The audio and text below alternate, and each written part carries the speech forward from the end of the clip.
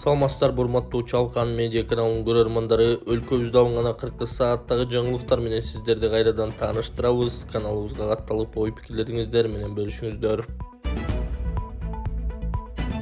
Суу таңкыстыгын чечүү максатында Баткенде 3 жасалма мөңгү тоңдурулду. Жайыттардагы суу таңкыстыгын чечүү максатында Баткенде 3 жасалма мөңгү тоңдурулганын облустук өкүлчүлүктөн билдиришти. Маалыматка ылайык, мөңгүлөр Лейлектин, Сумбула, Баткен районунун Кайыңды жана Газ айылдарында тоңдурулган. Мөңгү тоңдуруу иш-аракеттери жергиликтүү бийлик менен жайыт комитеттеринин, бейөкмөт уюмдардын климаттын өзгөрүүсүнө байланыштуу көйгөйлөрдү чечүүгө багытталган долбоорлорунун алкагында ишке ашырылууда. Жасалма мөңгү жайыттарда суу таңкыстыгы көйгөйүн чечүүнүн жолу катары каралууда. Тагыраагы жайыттарды жакшыртуу, эрте жазда жайлоого чыккан малды сугаруу, кайрак жерлерге суу жеткирүү максатын көздөйт деп жазылган маалыматта. Буга чейин Кадам жайда дагы пилоттук негизде жасалма мөңгү тоңдурулганы жана аны облуска тегиз жайылтуу максатта алып жатканы кошумчаланды.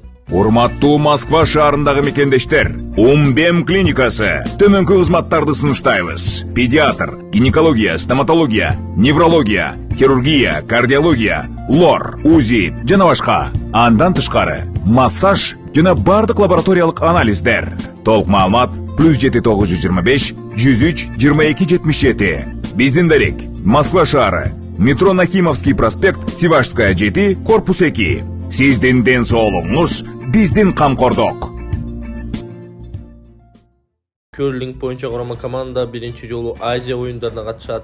Кыргызстандын Köрлинг федерациясынын президенти Тынчтыкбек Саматов өлкөдө спорттун бул түрү жылдан жылга өнүгүп, курама элдер аралык илимедештерге катыша баштаганын айтты. Кыргызстандын Köрлинг боюнча курама командасы биринчи жолу кышкы Азия оюндарына катышат. Бул тууралуу Тынчтыкбек Саматов маяк куруп жатып билдирген. Анын айтымында Кытайдын Харбин шаарында өтө турган Азия оюндарына жалпы 9 спортчу катышып, мендештерде күч сынашышат. Кыргызстандын Köрлинг федерациясы ачылып, команданын түптөлгөнүнө көп болгон жок, бирок кыска убакытта жакшы көрсөткүчтөргө жете алдык. Мисалга, былтыр Шотландияда Олимпиада оюндарына тандап алуу мелдешине бир катар эл аралык турнирлерге да катыштык. Эми тарыхта биринчи жолу кышкы Азия оюндарына барабыз. Кытайдын Харбин шаарында өтө турган Азия оюндарына Бексултан Мырзабаев, Исхак Абыкеев, Мухаммед Тасифу, Айбек Асаналиев, Керемет Асанбаева, Амина Юсупова, Тунук Сексенова, Нурдан Атулланова, Айсулуу Мейманбек кызы барат. Учурда окума чогуу жыйындары өтүп даярданып жатышат, деди Саматов. Ошондой эле ал дене тарбия жана спорт департаменти чоң колдоо көрсөтүп, кышкы спорттун өнүгүшү үчүн чоң иш жасап жатышганын кошумчалады. Салык кызматынын жетекчиси ЭТТКдан кимдер бошотулаарын айтты. Электрондук товардык транспорттук коштомо кагаз маселеси дээрлик чечилип калды. Чакан жана орто бизнеске ал колдонулбайт. Бул тууралуу салык кызматынын жетекчиси Алмамбет Шыкмаматов Ош шаарында ишкерлер менен болгон жолугушууда билдирди. Ал ЭТТК айрым товардын түрлөрү үчүн гана колдонуларын айтты. Жалпы жонунан ЭТТК маселеси жоюлду десек болот. Ал эми тамаки, алкоголдук ичимдик, дары, муңай продуктуларында гана калат. Экинчиден, импортерлорго дагы иштейт, себеби алар сырттан тонналап товар алып келет. Ошондой эле завод, фабрикалар дагы бар. Аларды дагы ЭТТК менен көзөмөлдөйбүз. Ал эми чакан жана орто бизнести мындай машакаттан бошотобуз, деди Шыкмаматов. Буга чейин Кыргызстанда ЭТТКны колдонуу жөнөкөйлүктүү боюнча ведомстволор аралык жумушчу топ түзүлгөн. Ага 1 айлык мөөнөттө ЭТТКны жөнөкөйлүтүү боюнча иштерди жүргүзүп, президенттик аппаратка сунуштарды киргизүү тапшырылган болчу. Кыргызстанда 5 жылда расмий никеси төрөлгөн балдардын саны 3,2 эсе кыскарды. Кыргызстанда 2019 жылдын 2023 жылга чейин расмий никеси төрөлгөн балдардын саны 3,2 эсе кыскарды. Бул тууралуу статистика комитетинин баяндамасында айтылат. Кыргызстанда 2019 жылы жалпы 173 миң бала жарык дүйнөгө келген. Алардын ичинен 37,7 миң ымыркай же 21% расмий никеси төрөлгөн.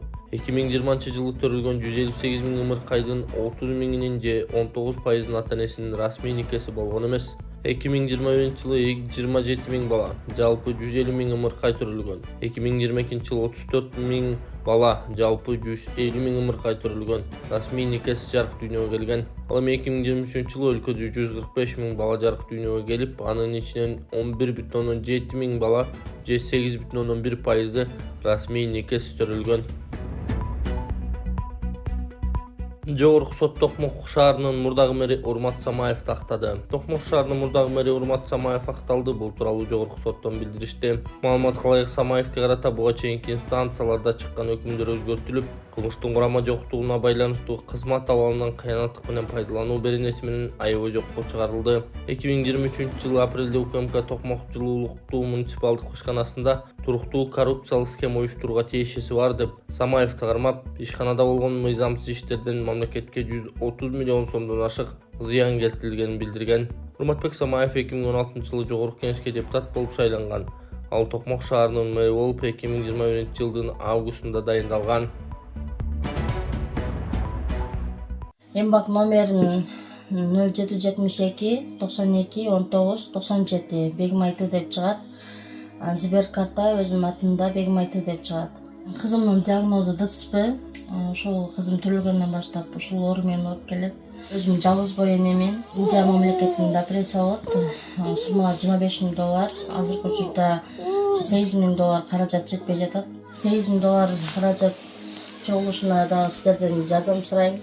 Кызымдын ушу эртеңки келечеги үчүн жардамыңыздарды берип, аз-аздан болсо дагы оңуңуздарга биз муктажбыз. Өзүбүз кыла турган эч нерсебиз жок. Канча барган жаш балдар, кошуналарыбыздын балдары ушу кызым менен тең кыздары, балдары бар. Алар ойноп жүрөт, менин кызым ушу үйдө отурат. Ошо кыргыз элим жардам берип коюңуздарды суранам.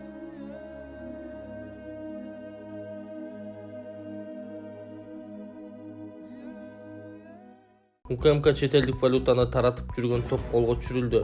Чет элдик валютаны таратып жүргөн топ колго түшүрүлгөнүн УКМКдан кабарлашты. Маалымат калайык, МИМ жана СКД аттуу 2 киши эски автоунааларды сатуу жана сатып алуу менен алектенип, төлөмдүү жасалма банк карталары менен жүргүзүп жүрүшкөн. 13 январда шектүүлөрдүн жашаган жери тинтилип, ири өлчөмдөгү жасалма улуттук жана чет элдик акчалар табылды. Алынган банкноталар соттук экспертизага жөнөтүлдү.